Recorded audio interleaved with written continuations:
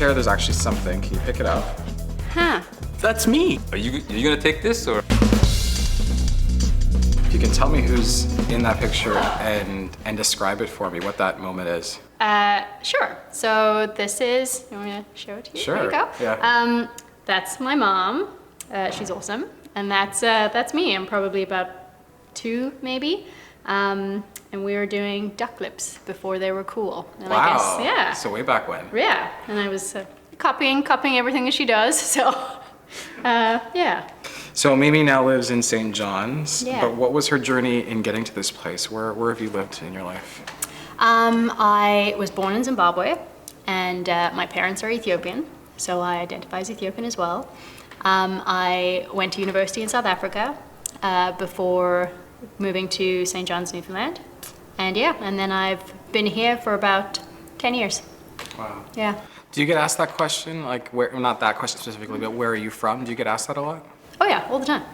And All the time. how do you feel about getting asked? Living here 10 years now, how do you feel about getting asked that question?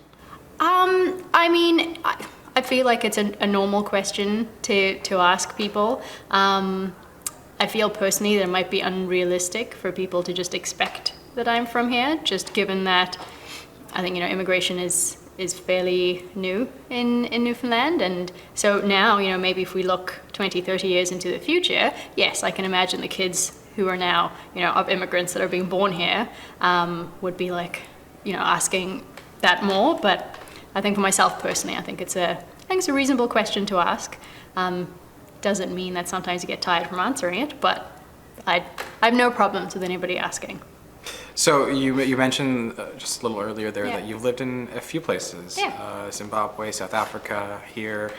Have any of these places felt like home, or have all of these places felt like home? What's the connection to these places you lived in and now? I think, home is I think it's like a personal question and like an answer for everybody. Zimbabwe was home, like that is like my childhood home. That is where I grew up. That's where my childhood friends are. That's where I have really happy childhood memories. Funny enough, I think Ethiopia is a home too, even though I've never actually lived there before. But I grew up in an Ethiopian household, so I feel like that's a home too. Newfoundland is a home too. Obviously, I've been here for 10 years, so I would say that Newfoundland is a home, like my adult home. I think it's a place that is new and unique and is different and has none of my former life. So it's very strange to start a completely clean slate. So yeah, so it's a home that I had to kind of create new memories and new experiences because I had nobody from my previous life.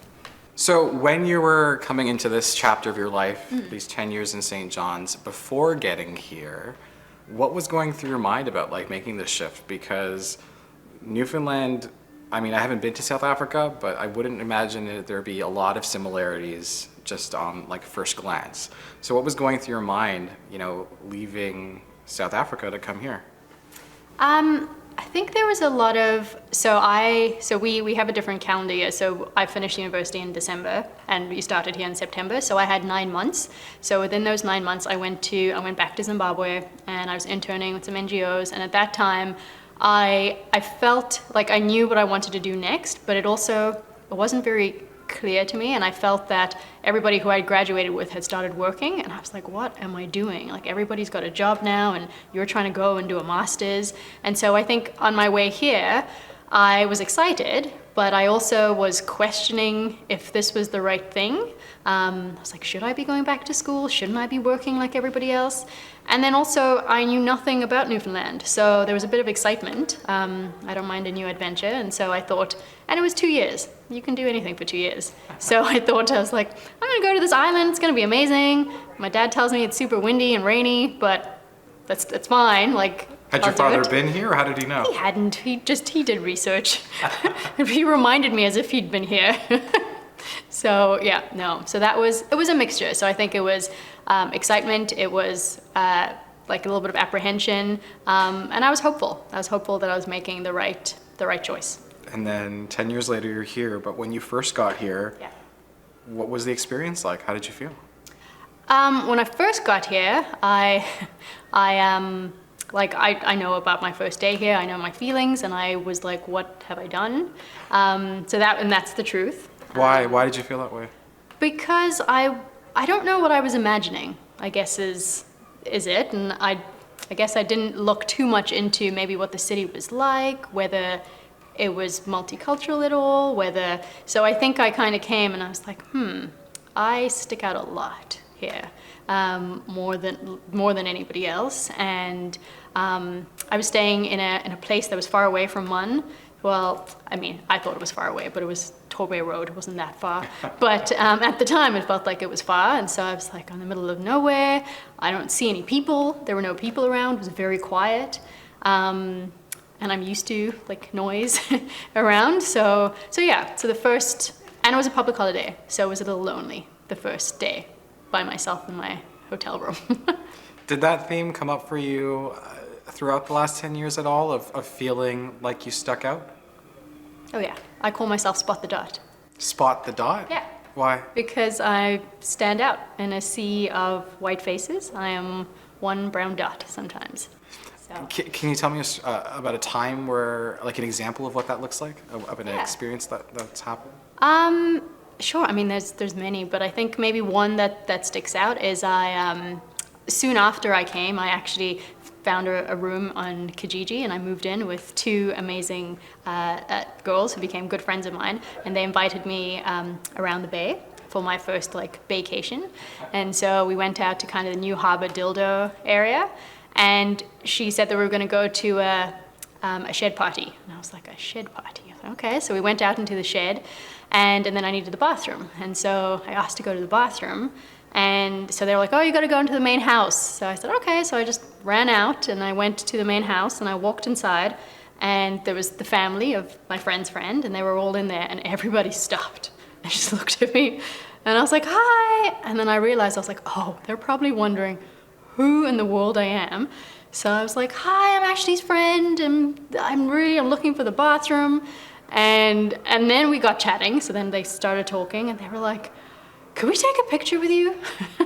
And I was like, sure. They're like, we've never met anybody from Zimbabwe before. Like, we've never met, And so I was like, sure, no problem. So we took a picture. So I had a photo shoot, and I was bursting for the toilet. And anyway, so eventually we had a grand chat, and then I went to the bathroom, and I was like, what just happened? And I think that's kind of a theme that went through, and then I had to equate it back to my own life. And you remember, like, why would, I guess, if you haven't met someone from Zimbabwe, why would you? I think I had a very different background, I guess, growing up. Like, I grew up with all kinds of people. So I had to kind of stop and remember that's not everybody's experience. And I came to a place that's pretty homogenous, so. In processing that, like, to say that, understanding that people might have had experience with folks like yourself, outside of processing it and rationalizing it or understanding it, really, it sounds like, what were you feeling about that? Like, did you feel uncomfortable by it? Did you feel flattered by it? What was going through your mind as opposed to the way you genuinely felt about the experience?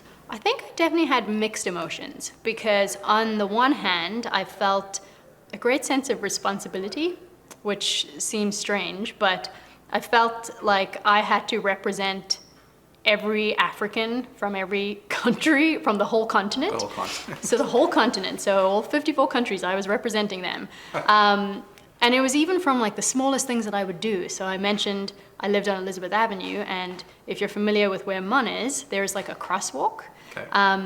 And it would be a lot easier to just run across the road, because it was literally directly across the Arts and Admin building.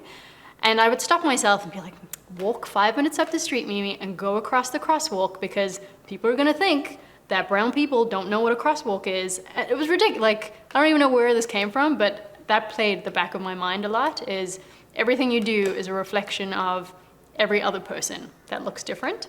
So that has played on me like quite a bit, which is funny because nobody told me to do that. Do you know what I mean? Like, it's something you put on yourself, because, and maybe it is, and maybe because I think that if I have an opportunity to be here and I am different, then I can have an opportunity to explain the difference to other people who might not know.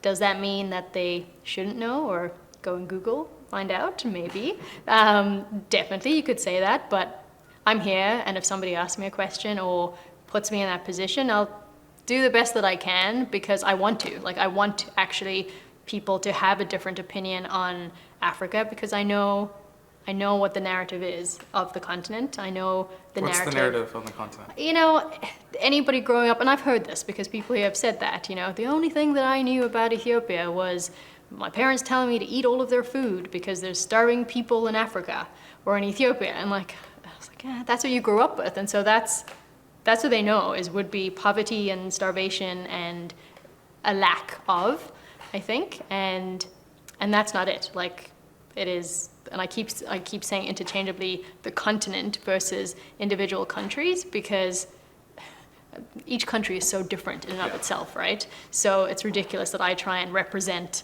the whole continent, but I was like, there has to be a positive. So I won't try and do it for one country, I'll try and do it for the whole continent. When in your life here, or in the last 10 years, since you've come to Newfoundland, when have you felt the most connected to a group of people?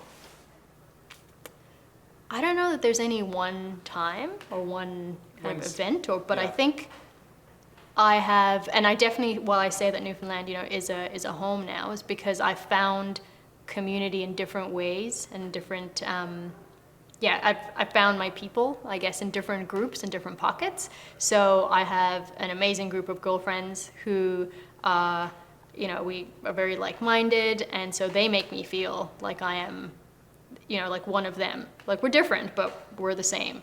So that's amazing. So that makes me feel like I belong. I have a wonderful partner who's from here, and I joke that he has more African tendencies than Canadian, which works out.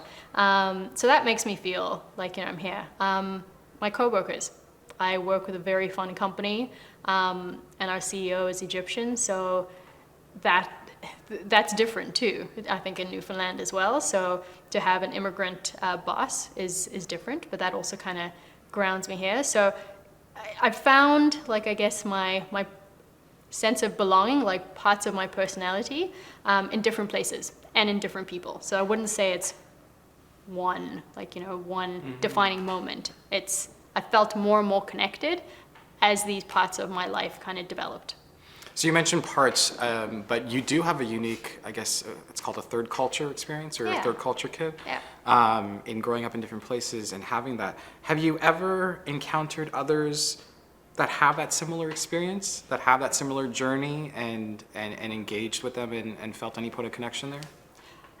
Yes, and I think that their experiences are different. So when you talk about, you know, third culture kids, it's anybody that, you know, has grown up in a place that isn't of, you know, their parents' origin, and so people would have different experiences, but similar in the way that they feel, where they're like, where do I belong? When somebody asks you where you're from, why do we freeze? Like, why do we kind of go through all of the different, like, answers that we want to give at that particular time? So I think we have similar questions and apprehensions, but I think their experiences might be slightly different in the way that they experience or see the world. You mentioned you've gone back home to Ethiopia, where you weren't raised per se. No, yeah. Is there a time that you felt connected to that place? Like, what was the time that you felt the most connected to that place, or the people there? Oh, yeah. So I've been going there since I was a child, so to visit my grandparents, but I'd never been there as an adult, and so it's funny that MUN actually gave me the opportunity to go back. So I went, as part of my master's program, I went to Ethiopia and did a 4-month internship there at the UN. And that was, I think, the time in my life when I felt the most connected to a place and a people. And so 2010 like rings out to me. And I always find it funny that Newfoundland, the place where I stuck out the most, was the place that provided that opportunity for me to then go somewhere to feel the most connected with anybody around. So that was those 4 months in Ethiopia, and I was around people that were like me, so third culture kids, or people from the diaspora, which is what the Ethiopians would say. So people whose parents are Ethiopian, grew up in different places, but have all come back to try and do work or learn more. So we had a lot of fun. Yeah, it was great. Why was that different than your other trips to Ethiopia prior? Because on those ones I was with family. And my family's lovely, so but it was very much concentrated on visiting different family members, and experiencing that, and that in and of itself is wonderful. But and my parents they come from completely different religious backgrounds, so that in and of itself is a whole other experience. You visit the Muslim side of Ethiopia, then the Christian side, and so you go to your family's homes, but you stand out completely because you don't fully know the cultures and the customs of either of them, so you're fumbling a little bit, and then everybody knows that you're the family that comes from away, so then they make fun of your accent or whatever else it is, which is fine. But so that was it, so that you automatically are already the outsiders when you're with your family from away. This time was completely different because I was surrounded with people who we were all similar age, and we had all lived somewhere else, and we were all seeing Ethiopia in like the same lens. Like we were all excited about everything that was happening around us. We were in a group, so it was okay. Like everybody was the same. We were all kids from the diaspora. We all spoke with an accent. We all had words we couldn't say in Amharic, and so that was great. And we all loved the country so much, so we all had this very similar experience. There's nothing we didn't do in those 4 months. So you mentioned a lot of the, feeling different or feeling like you're easily spotted. What was the analogy you gave? Spot the dog? Spot the dog. And you mentioned, it was an educational experience for some people, the first time they're seeing it. Do you remember a time, small or big, where you felt emotionally, not just mixed emotions, but, you had a reaction to an experience that you felt spot the dog, or where you felt that you were different and unique? Is there a moment in time in your time in Newfoundland where you felt that stood out to you, however big or small? There is, yes. So there is one, and it's so I will tell you the story, but I cannot really fully explain or articulate the feelings and why I felt that way, because anyway, I'll tell you the story. So I went out for dinner with a couple of friends here, and they're good friends that are still, that I did not cut them off, and we were at Basho. We ordered some food, and somehow the topic of bananas came up, and like the fruit. And so we were talking about bananas, and so everybody makes fun of my accent, which is fine. That happens all the time. It's cool. Apparently I sound very posh, but so we were making fun of bananas on and on and on throughout the night, and bananas in pajamas, if you know about that cartoon. Yeah, I do. And yeah, and that was fine. We had a laugh about it, and then the end of the night, and I went home, and there was a part of me that felt like I will never belong, which is crazy. And so I had this big crying. I cried a lot that night over bananas. Like, it sounds so like minuscule, and it doesn't, like anybody who doesn't fully understand would be like, because they made fun of you because you said bananas in a different way. That happens all the time. And I'm like, I know, but I think it was just that moment and that particular day where I was like, these are my friends, and none of it was malicious at all.